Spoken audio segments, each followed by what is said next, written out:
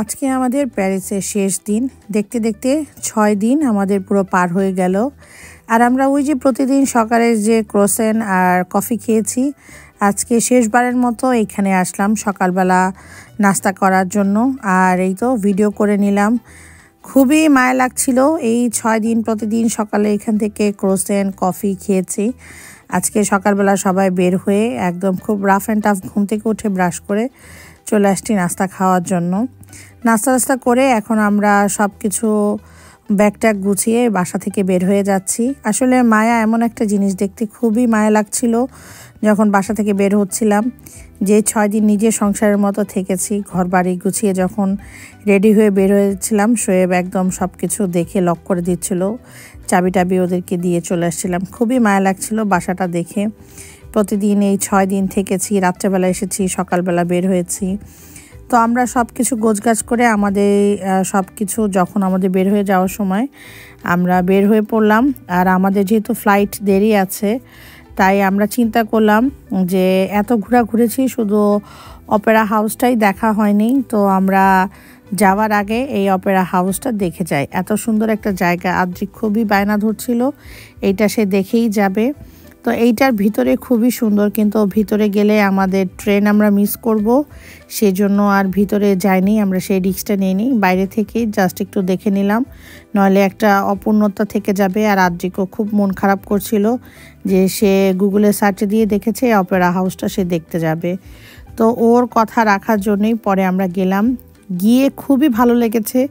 এই 6 দিনের মধ্যে কেন এই জিনিসটা মাথার মধ্যে আসে নাই যে এইটা দেখতে যাব। এটা খুবই সুন্দর একটা মিউজিয়াম, এটার ভিতরে এত সুন্দর জিনিস দেখার ছিল। তো ইনশাল্লাহ যখন আবার নেক্সটে যাব, এইগুলো যেগুলো দেখিনি সেগুলো দেখব। তো আমরা একদম সব কিছু রেডি করে কোনো রকম হালকা পাতলা রেডি হয়ে বের হয়ে পড়েছি। আর যাওয়ার আগে চিন্তা করলাম, যেহেতু ওই মেট্রো লাইন দিয়ে যাব, তো যাওয়ার সময় এটা পড়বে, তো বাইরে থেকে একটু খানিকক্ষণ হাফ অ্যান আওয়ার ঘুরে যাই। তো হাফ অ্যান আওয়ার চেয়ে অনেকটা সময় থেকেছি, আর পুরোটা বাইরে থেকে ঘুরেছি। আর খুবই সুন্দর রেসিডেন্স এলাকা, আর এত রাজকীয় সব বাড়িঘর দেখতে খুবই ভালো লাগছিল। ইটালির মতো বিল্ডিংগুলো লাগছিল, একটা ভাইব দিচ্ছিল। তো খানিকক্ষণ সময় ওখানে থাকলাম, যেহেতু লাগেজটাকে সব কিছু নিয়ে আমরা বের হয়ে পড়েছিলাম। তো এইখান থেকে পরে আমরা গার্দালেন চলে যাব। ওইখানে গার্দালেন স্টেশন থেকেই আমরা চলে আসব আমাদের লন্ডনে। তো আমরা কিন্তু গার্দালেনেই নেমেছিলাম আসার সময়, ট্রেনে যখন আসছিলাম। তো আজকে আমি গার্দালেনের বাইরের জায়গাটুকু আপনাদের সঙ্গে একটু ভিডিও করে শেয়ার করব। আর গার্দালেনটাও খুবই সুন্দর, চমৎকার। এই যে দেখেন আমরা চলে আসছি এখন গার্দালেনে। এইটা হচ্ছে মেন স্টেশন।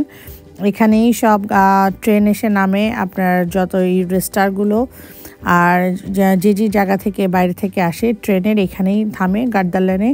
আর গার্দালেনের এই বাইরের জায়গাটা ভিউটা আমি ভিডিও করিনি, আগে দেখানোও হয়নি।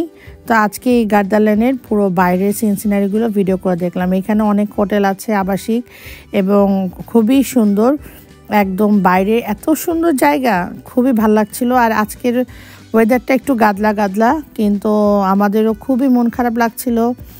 আর আসার সময় নয়ন ভাইকে বিদায় দিয়ে আসতে খুবই কষ্ট লাগছিল, দেখে খুবই খারাপ লাগছিল। আমরা এই 6 দিন একসঙ্গে সারাদিন থেকেছি, নয়ন ভাই আমাদেরকে অনেক সময় দিয়েছে। রাত্রেবেলা একদম আবার বিকেল থেকে নয়ন ভাই কাজে জয়েন করেছে, আমরা যেখানে যেতে চেয়েছি আমাদেরকে নামিয়ে দিয়ে তারপর গিয়েছে। আসলে মায়া জিনিসটা খুবই আমাদের, বিশেষ করে আমাদের বাঙালিদের মধ্যে মনে হয় মায়া জিনিসটা সবচেয়ে বেশি কাজ করে। যে কারোর সঙ্গে অনেকটা দিন সময় কাটালে, থাকলে, বা যেই বাসায় ছিলাম সেই বাসার প্রতিও একটা কেমন জানি মায়া লাগছিল, থাকলাম। তো আমরা এখন স্টেশনে চলে আসছি। আমরা কিন্তু এই দিক থেকেই নেমেছিলাম। আর যাওয়ার সময় যারা ইংল্যান্ডে থাকে তাদেরটা খুবই ভিআইপি, একদম দোতলার উপরে। এই জিনিসটা দেখে তখন খুবই ভালো লাগছিল যে যারা লন্ডনে থাকে তাদেরকে খুবই ভিআইপিভাবে ট্রিট করা হয়। তো নয়ন ভাই বলছিল এটা হচ্ছে নর্মাল মানুষের জন্য, আপনাদেরটা উপরে। তো আমরা এখন ওই দিকে দেখছিলাম। আর এই ট্রেন জার্নিটা কিন্তু একদম প্লেনের মতোই, আপনি একদম সব কিছু বোর্ডিং পাস দিবেন, আপনার সময় দেখাবে সব কিছু মিলিয়ে। আর গার্দালেনের স্টেশনটা আমাদের খুবই ভালো লাগছিল, এবং যখন গেলাম প্রথম দিন সেদিনও ভালো লাগছিল। আর আজকেও আসার সময় পরে আজকে পুরো ভিডিও করলাম। ওই যে দেখেন আমাদের ইংল্যান্ডের পতাকা দেখা যাচ্ছে।